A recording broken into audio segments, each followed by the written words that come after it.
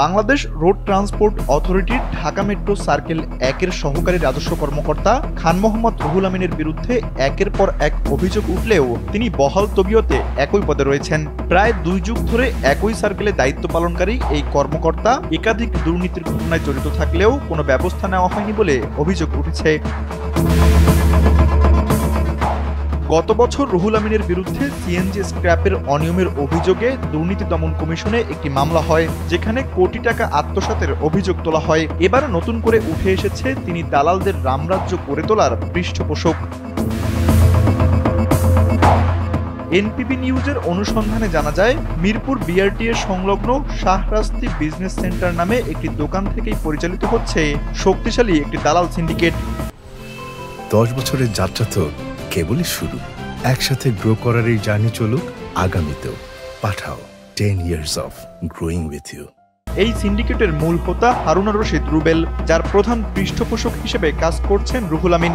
Fitness, registration, tax token ও মালিকানা বদলের নামে প্রতিদিন লাখ লাখ টাকার লেনদেন হয় এই দোকান ঘিরে। এই কার্যক্রমে রুহুল আমিনের ব্যক্তিগত সহকারী আব্দুল কাদের মধ্যস্থতাকারীর ভূমিকা পালন করেন। রুবেল এই অনিয়ম থেকে হাতিয়ে নিয়েছেন কোটি টাকার সম্পদ। ঢাকায় কিনেছেন ফ্ল্যাট, গাড়ি, এমনকি নামে বেনামে গড়েছেন বিপুল সম্পত্তি। খান মোহাম্মদ রুহুল আমিন আওয়ামী লীগের আমলেও সেই সরকারের সাবেক মন্ত্রী শাহজাহান খান ও আওয়ামী লীগের নেতা নিক্সন চৌধুরীর আত্মীয় পরিচয় দিয়ে দাপট দেখাতেন, যার ফলে তার দুর্নীতির ব্যাপারে কেউ মুখ খুলতে সাহস পায়নি। গত বছর ফেব্রুয়ারি মাসের 4 তারিখে তার বিরুদ্ধে ঢাকা অটোরিকশা শ্রমিক ইউনিয়নের পক্ষ থেকে দুর্নীতি দমন কমিশনে অভিযোগ দায়ের করা হয়, যা বর্তমানে তদন্তাধীন রয়েছে। ইতিমধ্যে কয়েকজন সিএনজি মালিক ও রুহুল আমিনকে দুদকে ডেকে তথ্য নেওয়া হয়েছে।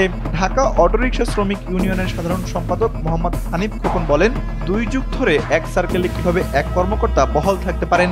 এদের বিরুদ্ধে ব্যবস্থা না নিলে বিআরটিএ কখনো দুর্নীতিমুক্ত হবে না। তিনি আরো বলেন, লোক দেখানো কিছু অভিযানে লাভ হয় না, এই রুহুল আমিনদের আইনের আওতায় আনতে হবে। এ বিষয়ে রুহুল আমিনের সঙ্গে ফোনে একাধিকবার যোগাযোগের চেষ্টা করা হলেও তিনি কোনো সাড়া দেননি।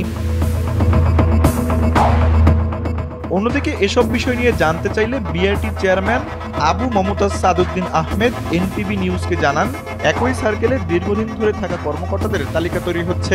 সুনির্দিষ্ট অভিযোগ প্রমাণিত হলে রুহুল আমিনের বিরুদ্ধেও ব্যবস্থা নেওয়া হবে।